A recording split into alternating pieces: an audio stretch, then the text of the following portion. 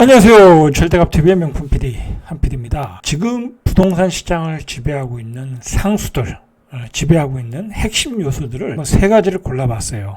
자, 그 중에 하나는 뭐니 해도 금리예요. 폭등하는 금리 때문에 자산시장, 주식시장, 코인시장 다 폭락하고 있죠. 세계 경제가 지금 휘청하고 있잖아요.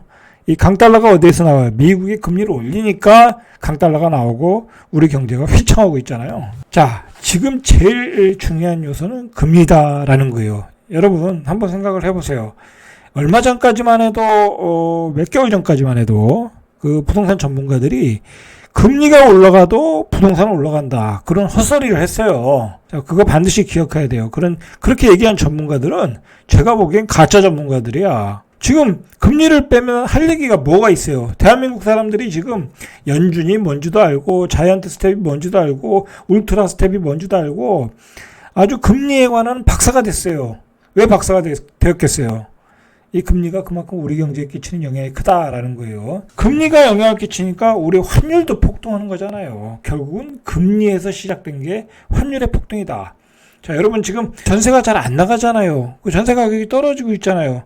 자, 그 전세 시장이 왜 월세 시장으로 바뀌었어요?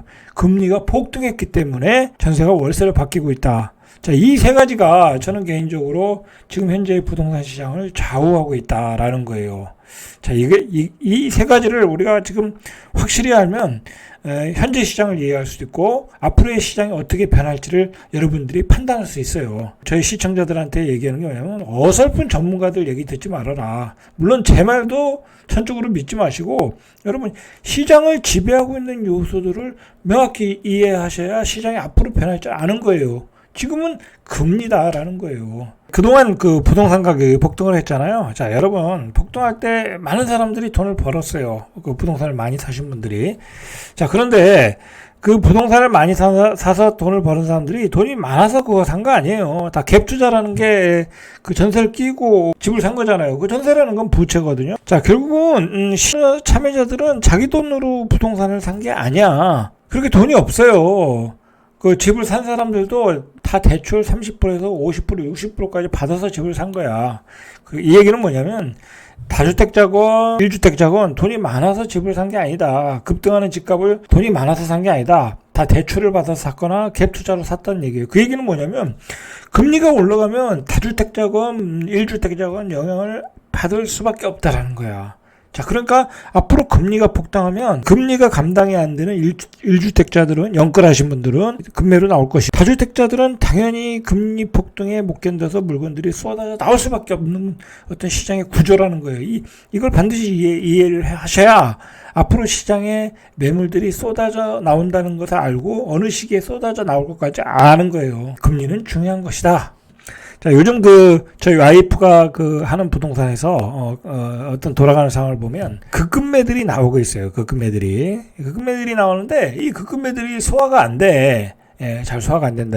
예전에는, 고점 대비 좀 많이 떨어지니까 소화가 됐죠. 처음에 이제 봤던 가격이 있으니까, 고점 가격이 있으니까, 거기서 한 2, 3억 떨어지면 거래가 됐어요.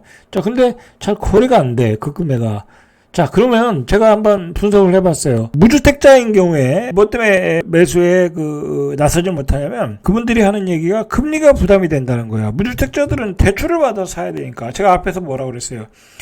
집을 사는 사람들은 돈이 없어요. 다 대출을 받아서 사야 된단 말이야. 앞으로 금리가 더 올라간다고 하니까, 현재 금리도 부담스러운데 더 올라간다고 하니까 집을 못 사더라.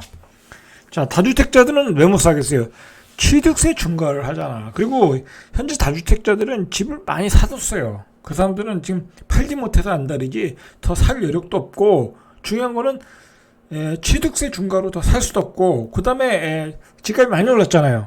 전세가율이 낮아. 그럼 갭 투자도 안 돼. 그러니까 무주택자도 못 사고 다주택자도 못 사니까 급매가 소화가 안 되는 거야. 그리고 분양 시장은 또 미분양이야. 그러니까 소화가 안 되는 거야. 자, 이런 원인이 다 뭐예요? 금리 폭등인 거예요. 금리 폭등을 시장을 빙하기로 만들고 있다. 자, 그리고 지금 시장에 가장 낙폭을 크게 가져가는 이유 중 하나는 전세와 매매가 동시에 큰 폭 하락을 하고 있다는 거야. 이거 아주 결정적이에요.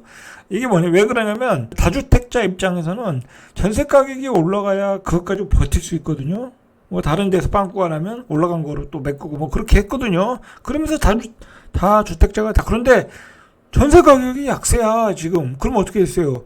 여기저기서 빵꾸가 나는 거야. 10개 20개 가지고 있는 사람들 다 역전세 걸리는 거야.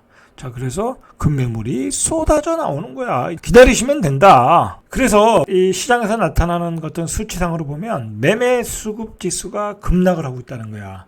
자, 추가 금리 인상 우려로 서울 집값 매매 수급 지수가 80선 밑으로 떨어졌다. 그래서 서울 아파트 매매 수급 지수가 79.5 밑에 80 밑으로 갔다는 얘기는 매수자가 거의 사라졌다는 거예요. 왜냐면 세종이 최고 많이 하락할 때가 요즘 최근에 한 74 정도 되거든요. 그러니까 80 밑으로 가면 매수자가 완전히 사라졌다. 급매만 찾는 거야. 실제로 거래가 서울에서 몇 건 안 나오잖아요. 한 달에 뭐 몇백 건도 안 나오잖아요. 그런데 막상 가면 매물이 없다. 그 얘기는 뭐냐면 아직 금리폭 집을 가진 사람들에게 크게 아직 작용을 못하고 있다라는 거야. 왜냐면 몇 개월은 버틸 수 있잖아요. 금리가. 그리고 아직도 금리가 많이 오른 건 아니니까.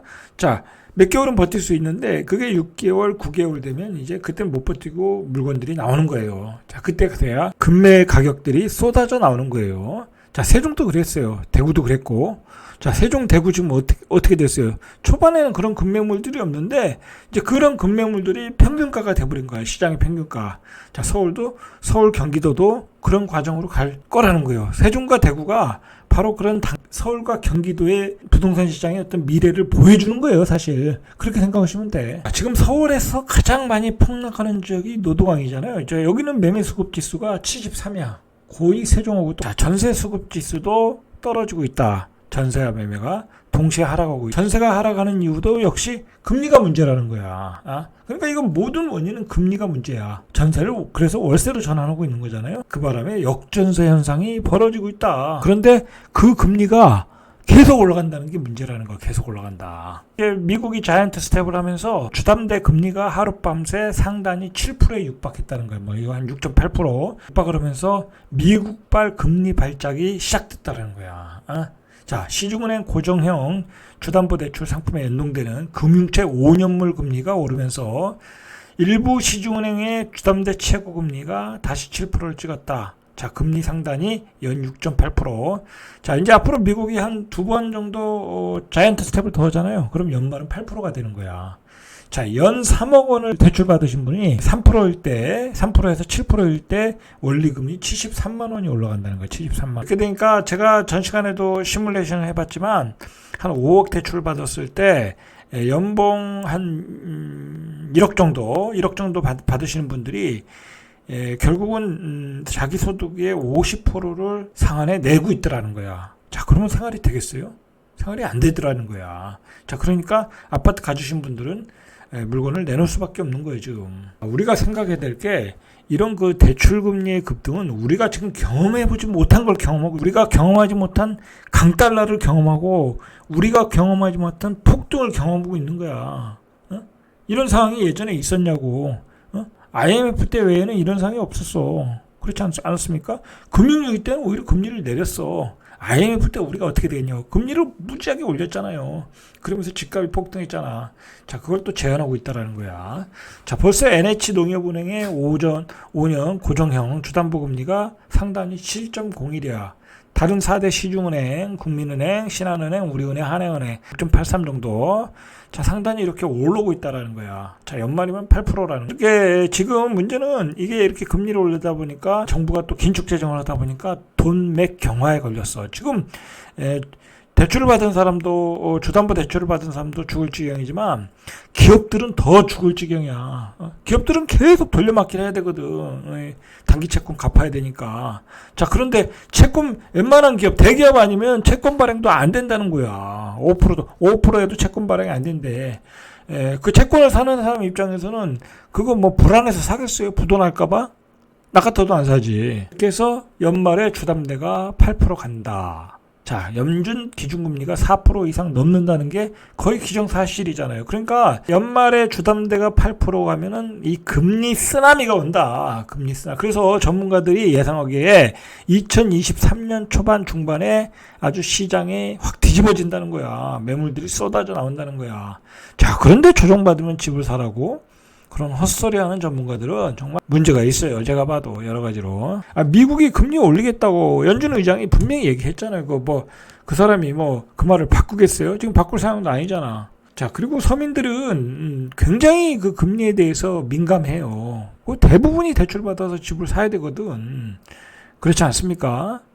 자, 지금은 사실상 이런 금리 폭등으로 인해서 사실상 금융위기 상황이야. 지금 우리가 심리적으로 마지노선이라고 하는 환율 1,400원을 이게 넘어가면 안 되거든. 이게 넘어가면 그냥 1,500원까지는 빨리 가는 거야. 지금 주식시장이 이것 때문에 폭락을 하고 있잖아요.